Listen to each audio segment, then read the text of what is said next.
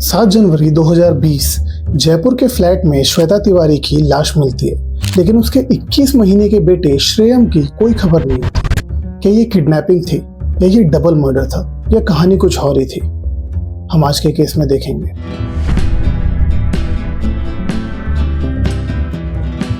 सात जनवरी को जब शाम में काम वाली आई तो उसने श्वेता को आवाज लगाई, लेकिन श्वेता ने गेट नहीं खोला। थोड़ी देर बाद काम वाले ने देखा कि गेट तो खुला हुआ है। वो गेट खोलकर जैसे ही अंदर गई, उसे सामने ही श्वेता की लाश दिखाई दी।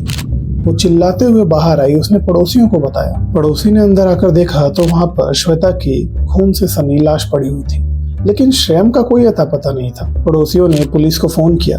पुलिस आई। पुलिस ने जब छानबीन शुरू करी, पुलिस जैसे ही घर के अंदर गई, उसने देखा कि हर जगह खून के छींटे पड़े हुए और श्वेता को बहुत बेरहमी से मारा हुआ था। उसके सर पर और जबड़े पर काफी निशान थे। और पुलिस जब श्रेयम के रूम में गई तो वहां पर श्रेयम का कुछ अता पता नहीं था।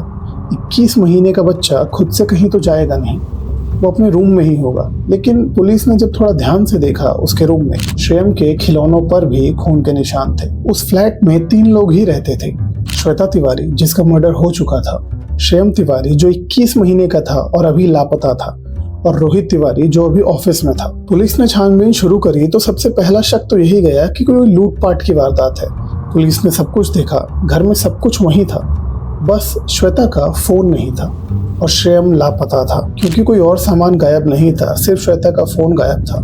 तो ये लूटपाट की वारदात तो नहीं लग रही थी, क्योंकि बाकी सब सामान अपनी जगह पर ही था। लेकिन फिर श्रेयम था कहाँ? और श्रेयम के रूम में जो खून देखा, पुलिस को ऐसा लगा कि शायद श्रेयम के साथ भी कुछ ऐसा गलत ना हुआ हो। रोहित जब ऑफिस से वापस आया तो देखता है घर के आगे तो भीड़ लगी हुई है, बहुत सारे पुलिस वाले, बहुत सारी मीडिया खड़ी है, और अभी तक उसको कुछ पता नहीं था कि यहाँ चल क्या रहा है। कुछ देर में रोहित को पता चलता है कि उसके बीवी का मर्डर हो चुका है और उसका 21 महीने का बेटा लापता है। और करीब 7:30 बजे शाम के रोहित को मैसेज आता है श्वेता के फोन से कि अगर अपने बेटे को जिंदा देखना चाहते हो तो 30 लाख रुपए का इंतजाम कर लो। अब यहाँ पर पुलिस को लगने लगा कि ये किडनैपिंग का मामला है। और दूसरी तरफ श्वेता के घर वाले कानपुर से निकल चुके थे जयपुर आने के लिए। अब पुलिस इस केस को एज अ किडनैपिंग भी देखना शुरू कर रही थी। उन्होंने जितने भी आसपास के घर थे, डोर टू डोर जाना शुरू किया, सारी तहकीकात अपनी शुरू करी।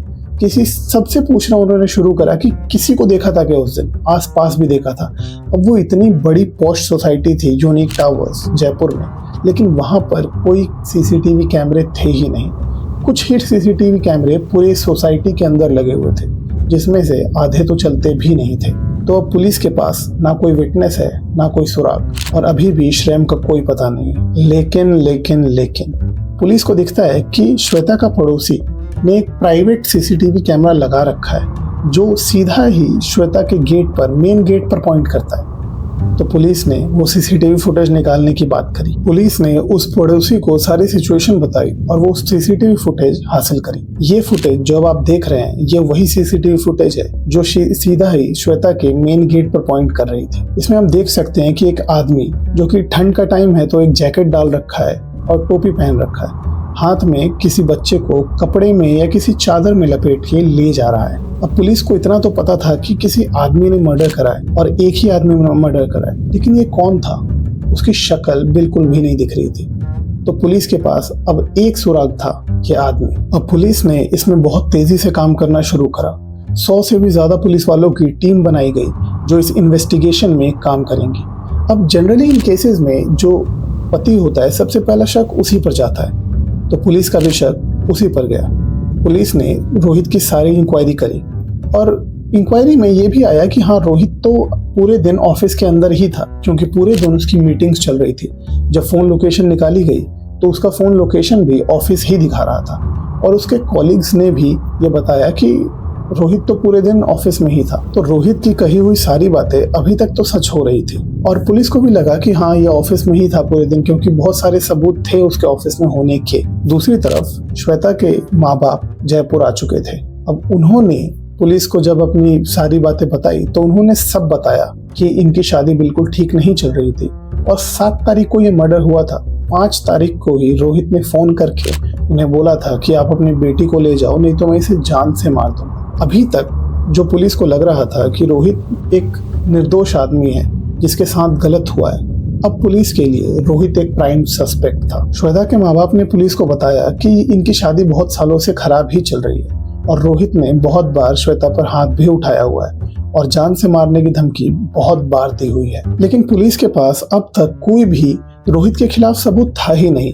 वो नंबर भी ट्रेस पर डाला हुआ था जिससे किडनैपिंग के फिरौती की मांग करी गई थी, लेकिन अब तक भी श्रेयम कहाँ था ये किसी को नहीं पता था। अब ये केस और उलझ गया था।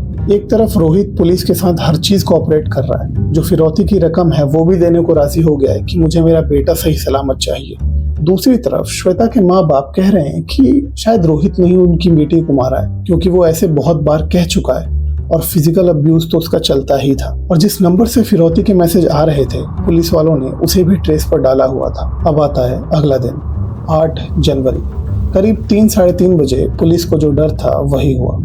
श्रेयम की बॉडी मिलती है। जहाँ पर रोहित और श्वेता रहते थे उसी सोसाइटी के पीछे जंगल में श्रेयम की लाश मिलती है और श्रेयम की लाश भी बिल्कुल उसी हालत में मिलती है जैसे श्वेता की मिली थी। दोनों का मर्डर एक ही तरीके से हुआ था और पोस्टमार्टम रिपोर्ट में एक चीज सामने आती है कि दोनों का मर्डर सेम टाइम पर हुआ था। तो फिर ये फिरौती मांग कौन रहा था और किस लिए मांग रहा था? क्योंकि मर्डर तो वो कर चुका था। श्रेयम की बॉडी रिकवर होने के बाद एक अजीब सी बात हुई, फिरौती के मैसेज अभी भी आ रहे थे। मतलब किडनैपर को अब तक ये नहीं पता था कि श्रेयम की बॉडी रिकवर हो चुकी है। श्रेयम की बॉडी रिकवर होने के बाद पुलिस ने इसे एक नए ढंग से देखना शुरू किया, क्योंकि ये किडनैपिंग का मामला तो नहीं था, सेम टाइम पर मर्डर हुए थे, तो ये डबल मर्डर ही था।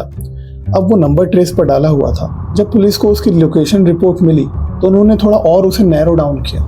वहां पर एक लोकेशन 2 बार आई, सांगानेर की। अब पुलिस के ऊपर बहुत ज्यादा दबाव बन चुका था, क्योंकि एक बहुत बड़ी टीम काम कर रही थी, लेकिन अब तक कुछ भी नहीं पता चला था कि वो मर्डर किसने किया है। अब सांगानेर की लोकेशन 2 बार उनकी रिपोर्ट्स में आई, तो पुलिस की कई टीम्स सांगानेर गई और आसपास पूछताछ शुरू करी। पुलिस एक घर के सामने गई तो उन्हें वो सेम जूते दिखे जो उस सीसीटीवी में उस आदमी ने पहने हुए थे जो श्रेयम को लेकर जा रहा था। वो एग्जैक्ट जूते उस घर के बाहर रखे हुए थे। उस घर से पुलिस वालों ने सौरभ चौधरी को उठाया और ये सौरभ चौधरी कोई और नहीं, रोहित के ही दोस्त हरि सिंह का रिलेटिव था। सौरभ के ऊपर पुलिस ने थोड़ा दबाव बनाया तो उससे पहले ही सौरभ टूट गया और फिर सौरभ चौधरी ने सारे खुलासे कर दिए। सौरभ ने बताया कि हरि सिंह ने ही रोहित और सौरभ को मिलवाया था और इस मर्डर के लिए रोहित ने सौरभ को 20,000 रुपए भी दिए थे। लेकिन पुलिस को लगा कि 20,000 में मर्डर कौन करता है, ये 20,000 तो एक महीने का खर्चा भी नहीं होगा, कि असल बात तो कोई और है। तब सौरभ ने पूरी बात बताई। तो सारा प्लान ये था कि सौरभ पहले श्वेता और श्रेयम को मारेगा और जब माहौल ठंडा हो जाएगा तब रोहित सौरभ चौधरी की बीवी जो उस वक्त प्रेग्नेंट थी उसको मारेगा, क्योंकि वो दोनों अपनी बीवियों से बहुत ज्यादा परेशान थे और वो एक नई जिंदगी शुरू करना चाहते थे। उनका सारा प्लान ये था। पुलिस के और पूछने पर सौरभ ने हर चीज डिटेल में बताई। तो प्लान ये था कि पहले श्वेता तिवारी को उसके घर में ही मार दिया जाएगा, फिर उसका फोन उठाकर और श्रेयम को ले जाकर कहीं छुपा दिया जाएगा, उसकी बॉडी को कहीं छुपा दिया जाएगा, क्योंकि उसकी मौत तो वहीं घर में ही हो चुकी थी। उसकी बॉडी को कहीं छुपा दिया जाएगा और किडनैपिंग के मैसेजेस भेजने शुरू होंगे।